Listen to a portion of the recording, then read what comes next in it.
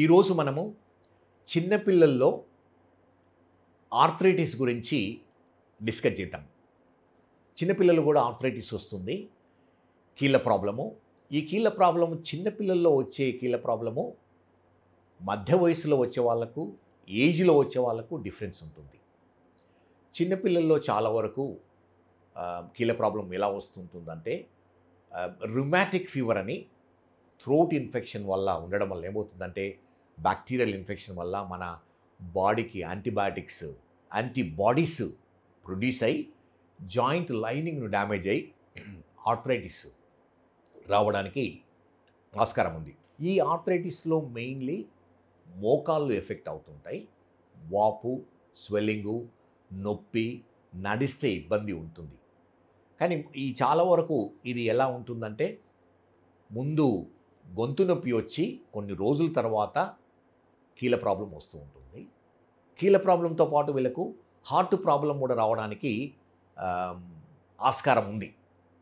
అందుకని ఎవరికైతే గొంతు నొప్పి వచ్చి కీళ్ళ ప్రాబ్లం ఉందో ఆర్థోపెడిక్ సర్జనే కాకుండా కార్డియాలజిస్ట్ కూడా చూయించుకోవడము మంచిది. ఎందుకంటే ఇనీషియల్ స్టేజెస్లో డయాగ్నోస్ చేసి ట్రీట్ చేస్తే ఏమవుతుందంటే రిజల్ట్స్ చాలా బాగుంటాయి, కంప్లీట్గా క్యూర్ కావడానికి పాసిబిలిటీ ఉంటుంది. దీన్ని రిమాటిక్ ఫీవర్ అంటాం. గొంతు నొప్పి, హార్ట్ ప్రాబ్లము, కీళ్ళ ప్రాబ్లము. ఇంకోటి కామన్ ప్రాబ్లం ఏంటిదంటే rheumatoid arthritis, sero negative rheumatoid arthritis చాలా కామన్ ఉంటుంది చిల్డ్రన్లో. ఇది ఎలా అంటే మనము ఈ ఆర్థరైటిస్ టెస్ట్ అంటే రుమాటిక్ ఫ్యాక్టర్ టెస్ట్ నెగిటివ్ ఉంటుంది, కానీ మిగతా టెస్టులు ఈఎస్ఆర్ ఎక్కువ ఉంటుంది, సిఆర్పి ఎక్కువ ఉంటుంది. జనరల్లీ వీళ్ళు ఎలా అంటే కీళ్ళ నొప్పులతో వస్తూ ఉంటారు, నొప్పితో పాటు వాపు వస్తుంది, స్పెషల్లీ మోకాళ్ళలో వాపు వస్తుంటుంది. ఒక్కొక్కసారి హిప్ జాయింట్స్లో కూడా నొప్పి, మూవ్ చేస్తే మూమెంట్స్ లిమిట్ అయ్యి నొప్పి ఉంటుంది. వాళ్ళలో ఏంటంటే నీరు వస్తుంది, జాయింట్లో నీరు రావడం వల్ల ఏమవుతుందంటే వాపు వస్తుంది. కొంతవరకు జాయింట్ లైనింగ్ డ్యామేజ్ కావడం వల్ల మూమెంట్స్ రిస్ట్రిక్షన్ అవుతున్నాయి, స్టిఫ్నెస్ వస్తుంది. ఇనీషియల్గా మనము వీటిని కరెక్ట్ చేయకపోతే డిఫార్మిటీస్ వస్తుంటాయి.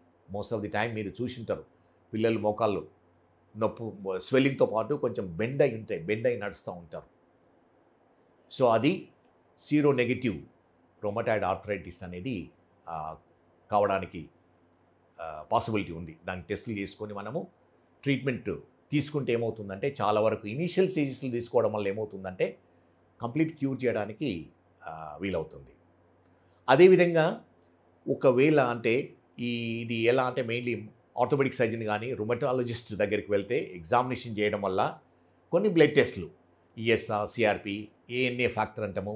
ఆ విధంగానే రుమటాయిడ్ ఆర్థరైటిస్ ఫ్యాక్టర్ చేయడం వల్ల మనకు డయాగ్నోసిస్ చాలా ఈజీ అవుతుంది.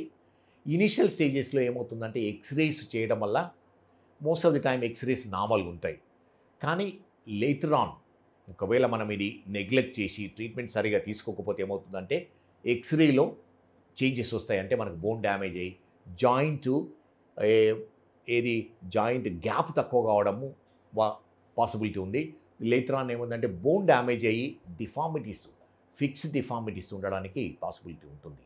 సో అందుకని చిన్నపిల్లల్లో మోకాళ్ళ నొప్పులు వస్తే ఇనీషియల్గానే డాక్టర్ దగ్గరికి వెళ్ళి టెస్టులు చేసుకుని ట్రీట్మెంట్ తీసుకోవడం వల్ల ఏమవుతుందంటే ఇది ఫర్దర్ ప్రోగ్రెస్ ఆపడానికి వీలవుతుంది.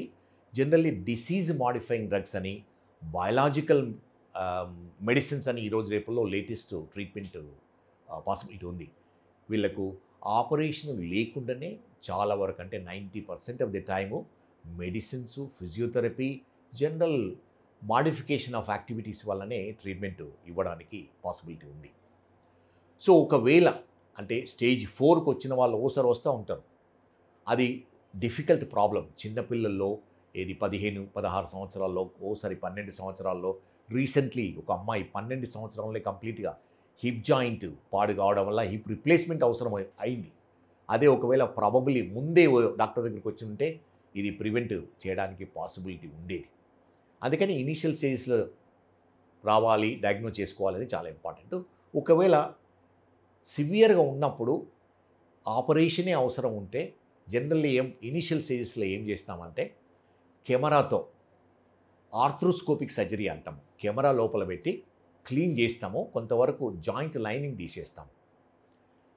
అది సివియర్గా అయిన తర్వాత ఒకవేళ స్టేజ్ 4కు వెళ్ళిందంటే ఈ చిన్న ఆపరేషన్ బెనిఫిట్ కాదు.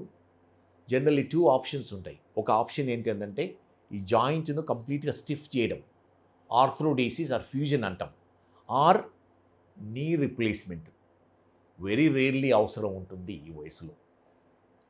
చాలా ఇంపార్టెంట్ ఇది ఏంటంటే ఎర్లీ డయాగ్నోసిస్, ఫిజికల్ యాక్టివిటీ చేయడము, అంటే కండరాలను స్ట్రాంగ్గా పెట్టడము, హెల్దీ డైట్ తినడము, అంటే fresh fruits, vegetables, high protein diet, nuts, cashew nuts కానీ, పిస్తా కానీ, బాదం కానీ, ఇటువంటివి తినడం వల్ల ఏమవుతుందంటే న్యూట్రిషియస్ డైట్ వెళ్ళి ఎముకలు, జాయింట్స్, కండరాలు చాలా స్ట్రాంగ్గా ఉంటాయి.